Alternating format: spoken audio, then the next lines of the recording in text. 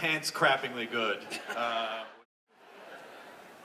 All right. I geeked out pretty hard when I found out not only that Tim was going to be on this panel, but also the next director, whom I've never met, and I peed just a little bit, which I shouldn't say out loud, but I'm going to give you titles like Evil Dead and Spider-Man.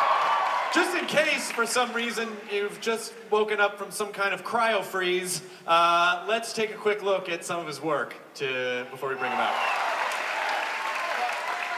Nice to meet you. Please, have a seat. Hi, everybody.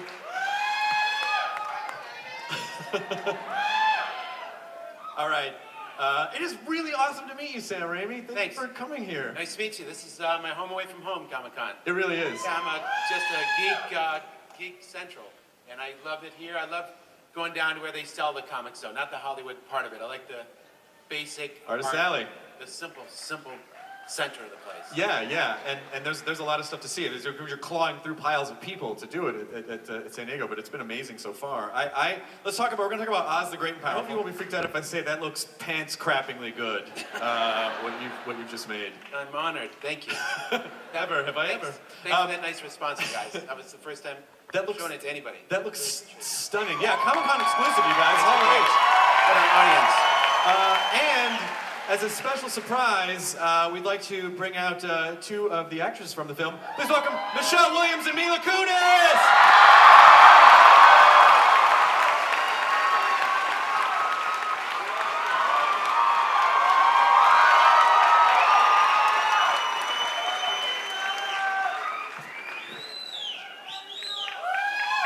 Oh, you totally got a shot with that guy. So let's talk a little bit about your character. First, Michelle, you play Glinda. So tell us a little bit about what that character was to you and how you approached it and anything that you're allowed to say. Glinda is, as she's always been, the embodiment of everything that's good and everything that's pure, but with a slightly more human quality, I think, in this film. And she's the only one who continually sees the best in Oz, even when his selfish nature makes that very difficult. Yeah, and it's not, and by the way, I don't think it's not like the Glinda approach from the original Wizard of Oz. They're like, oh, you have the power to go on and on. Like, it's not. No, I really wanted to, but Sam said no. Actually, that does sound a little like the voice you do in the thing. Do that again. You have the power. That's how I wanted her to do it. You said it. Just one go for it. Sam, she's telling me to do this. I don't think it's the right way to go. Mila Kunis, you play Evanora, correct? So tell us a little bit about Evanora. I play Theodora. You play Theodora. Evanora is Rachel Weisz, who's not here, who's my sister in the film. And Theodora is the first character that Oz encounters when he gets to the land. Mm-hmm. And she is incredibly sweet, incredibly naive, and just so believes that he is the wizard. Yeah. And what was the shooting process like for you guys? Was there a lot of, was it like you in blue screens, or was it, how did you go, what was the process a little bit? Well, I'll say this, Michelle and I never really got to work together as often as we wanted. Oh, you guys met? Mila, this is Michelle. And this is... But, I will say that I, going into it, thought that it was going to be all green screen and all blue screen. And it wasn't. The sets were built, and they were tangible. Glinda's Castle was there, Emerald City was there.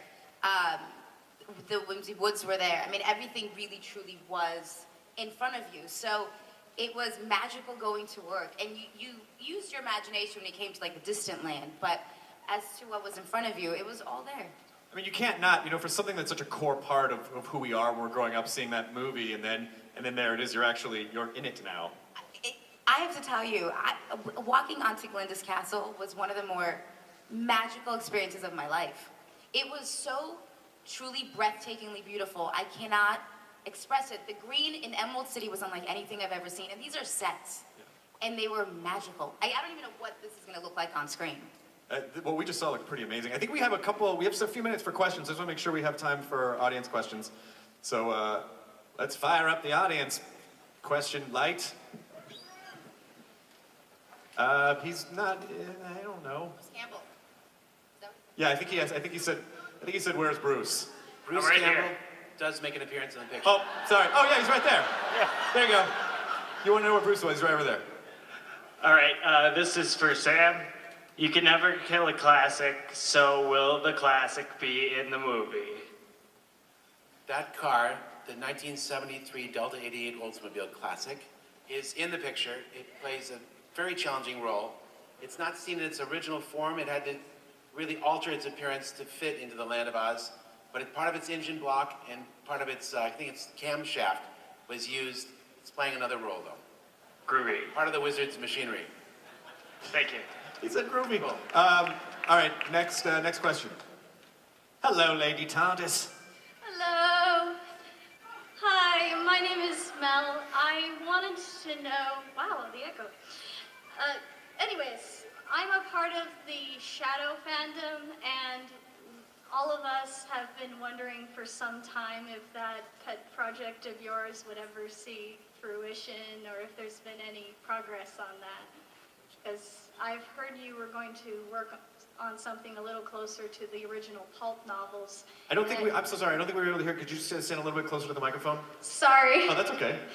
I said I'd wonder if what happened to your project on the Shadow, the pulp character.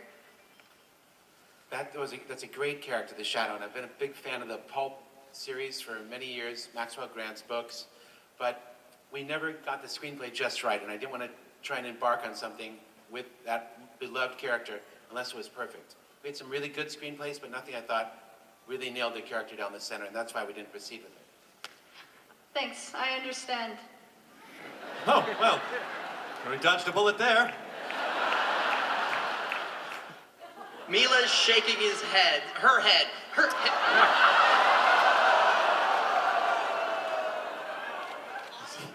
Be crazy. I'm allowed to be crazy. I'm the Mad Hatter. Sorry, Mila, you're gorgeous. I'm so sorry. Oh, Jess, do you want a shovel or just want to keep digging with your words? I'll stop. Those ruby slippers were really unique to the 1939 MGM Classic, so we didn't have the right to use imagery or original ideas that were original to that movie in our picture. We just had to base it on the book, so no, they don't make an appearance in our film. Gotcha. Thank you. Thank you. The poor guy's going to torture about that he's going to torture himself for the next year. Like, I didn't mean to say that. One more question. We have time for a couple more questions, I believe. No, it's somebody completely different this time. Yes. Oh, you've fooled us all with your deceptive verbiage. I was curious. Will you be having tie-ins of classic book characters such as Scarecrow or Tin Man? He wanted to know if you'd see class characters like Scarecrow, Tin Man. Yeah. Those characters are not part of this picture, actually, because this takes place before the Wizard of Oz book or movie took place. It's really before Dorothy got there, and it's about how the wizard became this great man and how he became the wizard and how he became ensconced in the Emerald City, so that by the time our picture ends, really, the audience has one interpretation of how it all came to be in that unique situation with his projections and his protection, him being the protector of that city. So it's before any of those characters make their appearance. Oh, goody. Okay. Oh, good. All right. Thank you. Of course. Sorry. Yes, anyway, away from there. All right, one more question I think we have time for. Thank you. I loved from the preview, the black and white to color of it. The balloon was mentioned. You mentioned some restrictions, Sam. What other pieces from the, 100-year history really sparked your visual look for the new film? Well, we've got a great production team, and headed up by the great production designer Robert Stromberg, who's did beautiful work on Avatar and Mr. Burton's Alice in Wonderland and so really we wanted to create an absolutely unique look. But there's so much great description described by Baum in his books. That's really where it started. An original look that was inspired by Baum, but seen through the eyes of this brilliant production designer. I also have a great producer, Joe Roth, who is the producer of Alice, and he brings a lot of experience and world-building ability. And really, that's what we had to do.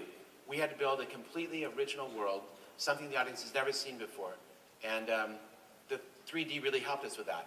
It helped give us, it was a great tool to create this additional dimension in a place we've never seen. So I think it nods its head to images that we're familiar with, but it tries to present an original experience for the audience. Fantastic. Thank you very much. It'll be beautiful. Thank you. Good last question. There's one bit of last news that we have. You guys all should have received a ticket when you came in for Oz the Great and Powerful. You can take that to the Comic-Con redemption room. And you actually will get a limited edition poster that was just for you guys who came here to Hall H. So make sure that you hold on to your ticket and take it to the redemption room later. And everyone also check out Oz the Great and Powerful when it comes out in March. Please thank Sam Raimi, Michelle Williams, Mila Kunis for being here. Amazing to meet you all. Thank you so much. Thank you, guys. Can I hug you a little bit? Oh, thank you, Sam Raimi. It's nice to meet. Oh, it's nice to meet you guys too. Thank you so much for coming. Very nice to meet you.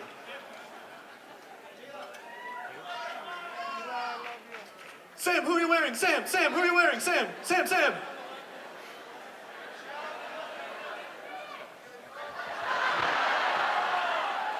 What, I'm not gonna photobomb that?